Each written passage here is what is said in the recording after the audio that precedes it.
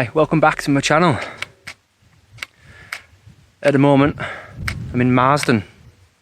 Basically just like a little town near Huddesfield. Really nice place. Basically just climbed up to one of the, it's basically top of the moors.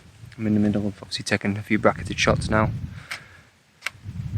I was a bit dubious about the sunset at first. It looks like it might be quite nice. So fingers crossed. There's like a little bit of yellow in the sky now. And it looks like there's a little bit of pink just kind of like further on the horizon. I just want to talk a little bit about gear. It's not often, well, I haven't, to be honest. I haven't spoke about it at all. If you do know your stuff, basically you know that I always shoot Nikon. I have to shoot with a D750. Full frame camera. Great piece of machinery.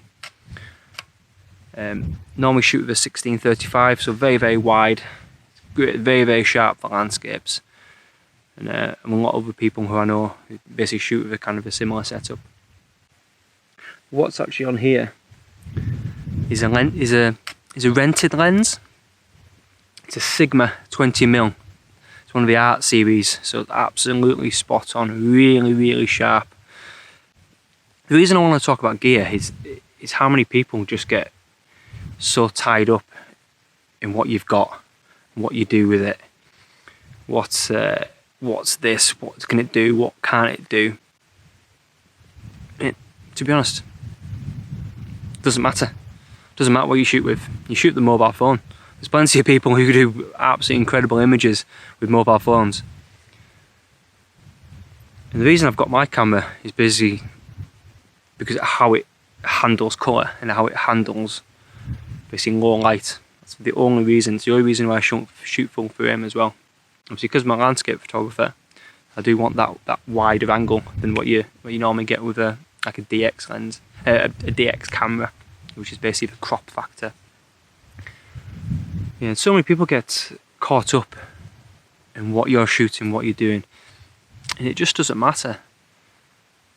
I think you give a professional photographer a bad camera, well, not bad camera, I say an entry level camera, they'll be able to do fantastic things with it. You give a crap photographer top of the range stuff, they're not going to produce anything good. But yeah, just getting kind of that off my chest. Because I'm in a few groups, obviously on Facebook and things like that. And you hear it all the time. What lens do you shoot with? What camera did you shoot with? What should I buy next? I buy this. It's like, who cares? Who cares? Just get out and shoot. That's all that matters. Anyway, slight rant over. Anyway, right. So let me talk you basically through this shot. Through kind of the idea I have with this. Because I'm up on a hill, looking down. I've got a little bit of foreground. And there's kind of like it goes down a little bit more foreground. And I've got the village in front of me. Obviously then with the nice sunset. Which is turning out quite nice actually. But what I'm going to do is actually stay in the same place.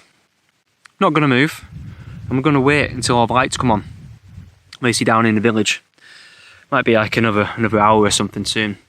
What I'm going to do is combine the sunset shot with the almost night shot with all the lights, and just gives it like that extra dynamic.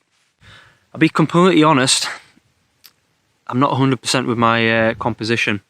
The composition I was going to use was actually a little bit further over, but the sun is setting just slightly further across than I thought it would, and it's actually going to get blocked. So I've come across a little bit, and I'm just not convinced.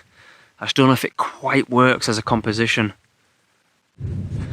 I know I said I'm not going to move from that spot, but I moved. I just wasn't happy with the composition. I've moved around a little bit to where it originally was. The clouds have actually moved across, so I've still got a little bit of a colour in them now, which I wanted originally. And it looks like it's clearing up a bit, so fingers crossed it's going to be quite good. There is a few lights coming on now, so I'm basically carry on shooting. However, it is getting a bit cold. The spot I was kind of sheltered from the wind, and this bit isn't. So jacket on, jeans were already on, even though it's been really hot today. Probably like a hood up time and stuff, get my head a bit cold. But yeah, happy with this spot. Still not perfect, but certainly happier. It's got a great bit of foreground interest, a couple of plants and things like that, and it's a nice arc around. However, it is a little precarious, obviously it's over the edge, so I've done a bit of DIY to hold everything down. And I'm just kind of staying way back, and obviously just pressing the camera and then kind of leaving it to it, which should work fine. Right, now the lights are coming on. I've changed a couple of settings in my camera. I actually normally work in aperture priority mode. Basically, I choose the aperture and the ISO. I actually let the camera choose the shutter speed for me. And again, going back to the kind of argument before about gear and everything. Always people say you really should shoot manual. You're a professional photographer. You should shoot manual. Why? We spend so much money on these cameras, and they work everything out for us. Why don't we use that? So I shoot on aperture priority. Basically means I've got control over everything apart from shutter speed. I let the camera work it out. With that, when I shoot with brackets, basically ISO stays the same, my aperture stays the same, and then the shutter speed changes, and that basically gives me my 5 or 7 different exposures going from dark to light. That's basically how it works. But now I've done that, I've got everything that I need. So basically all I'm now doing is concentrating on those lights in the houses. So I've gone into manual mode just so I can actually control everything now. I don't need everything exposed, I just need those lights to be nice. That's all I need. So a couple of second exposure. ISO is basically on low, which is actually ISO 50 on this camera. The aperture is f10. Just again, I'm not really bothered about focus stacking, it's just this plane of the village I'm actually looking at. So, and all I'll do, I'll keep taking a couple of pictures every couple of minutes, just so then I get the change in the light. So basically somebody's just put a light on now, and it's far too bright. It's very, very bright compared to everything else. So what I'll do is actually get rid of that one and use all the rest of them. And then what I'll do in Photoshop, blend all the layers in, have a nice sky.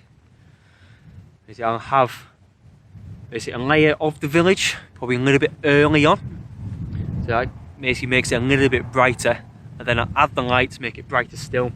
Then I'll have the layers of this bit of hill and the hill and the flowers just on front of me. Put all that in Photoshop, put them all together. I should come back with a good image. Like I said before, I'm still not happy with the composition. Still not 100%, but it has happened before. I've come away thinking, I'm not quite sure about this. Got back onto my computer, thought actually I really, really like this. When I started putting everything together, it really works. So I hope it's one of them. Again, it's kind of just fingers crossed at the moment. I know I've got this idea in my head, what I want. I'm just hoping it all comes together.